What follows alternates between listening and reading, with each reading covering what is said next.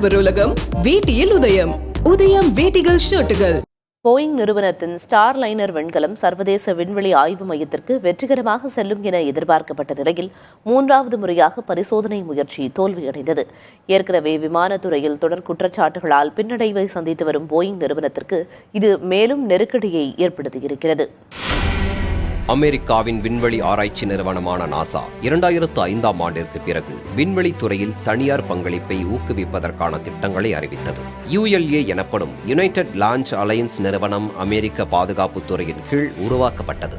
அமெரிக்க விமான போக்குவரத்து துறையின் கிங் மேக்கர்களாக விளங்கிய போயிங் மற்றும் லாக்ஹீட் மார்டின் ஆகிய 2 நிறுவனங்களின் 50% பங்குகளோடு இந்த நிறுவனம் தொடங்கப்பட்டது.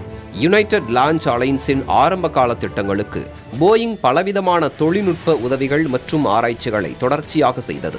2006ஆம் ஆண்டிற்கு பிறகு எலான் மஸ்கின் ஸ்பேஸ் எக்ஸ் நிறுவனத்தின் வருகை மிகப்பெரிய திருப்பு முனையை ஏற்படுத்தியது. குறிப்பாக ஸ்பேஸ் எக்ஸ் நிறுவனத்தின் மறுபயன்பாட்டு ராக்கெட் நாசா விஞ்ஞானிகளையே ஆச்சரியத்தில் ஆழ்த்தியது. அதுவரை விண்கலங்கள் அல்லது செயற்கைக்கோளை விண்ணில் நிலைநிறுத்திய பின்னர் பயன்படாத நிலையில் முதல் முறையாக ஒரு பேருந்தின் செயல்பாட்டை போல பயணிகளை இறக்கிவிட்ட பின்னர் மீண்டும் பூமிக்கு திரும்பும் தொழில்நுட்பத்தை வெற்றிகரமாக நடத்தி முடித்தது. ஸ்பேஸ் எக்ஸ் நிறுவனத்தின் விஞ்ஞானிகள் பொறியாளர்கள் தொடர்ச்சியாக தங்களது ஆராய்ச்சியின் மூலமாக டிராகன் க்ரூ எனப்படும் விண்கலத்தை உருவாக்கினர். டிராகன் மூலமாக இதுவரை 4க்கும் மேற்பட்ட புதிய அப்டேட்டுகளை உருவாக்கிய ஸ்பேஸ் எக்ஸ் 42 முறை சர்வதேச விண்வெளி ஆய்வு மையத்திற்கு விண்கலங்களை அனுப்பியிருக்கிறது. ஆனால் ஸ்பேஸ் எக்ஸ் நிறுவனத்திற்கு முன்னோடியாக விளங்கும் மிகப்பெரிய விமான போக்குவரத்து நிறுவனமான போயிங் நிறுவனத்தால் விண்வெளி துறையில் சாதிக்க முடியவில்லை. மனிதர்களை விண்வெளிக்கு சுமந்து செல்லும் போயிங்கின் ஸ்டார் லைனர் விண்கலத்தின் பரிசோதனையும் தொடர் தோல்வியை சந்தித்து வருவது அந்த நிறுவனத்திற்கு பல்வேறு விதங்களில் நெருக்கடியை ஏற்படுத்தியுள்ளது. இதுல இப்ப ஏன் இது ரொம்ப முக்கியம்னா, நாசா இன்வெஸ்ட் பண்ணதுல மெஜாரிட்டி ஆஃப் த அமௌண்ட் இவங்க போயிங் அண்ட் லாக்ஹீட் மார்டின் ULAக்கு போனது வந்துட்டு அதோட ஃபர்ஸ்ட் மேன்டு மிஷன் வந்துட்டு இப்பதான் நடக்குது.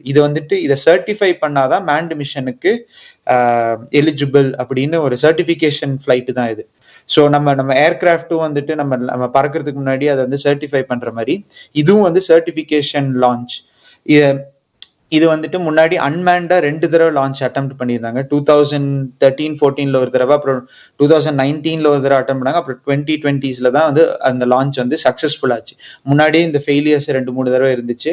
பிளஸ் நமக்கு ஆல்ரெடி தெரியும் போயிங்கோட ஃபிளைட்டோட ரீசெண்ட் இஷ்யூஸ் வந்து நம்ம நிறைய பார்த்துருக்கோம்.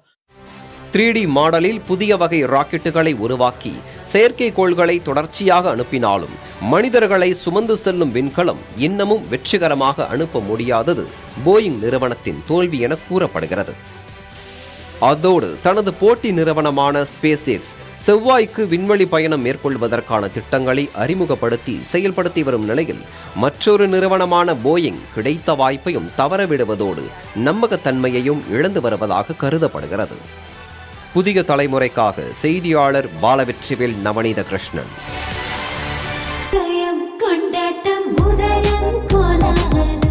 ஆடவர் உலகம் வேட்டியில் உதயம். உதயம் வேட்டிகள் ஷர்ட்டுகள்.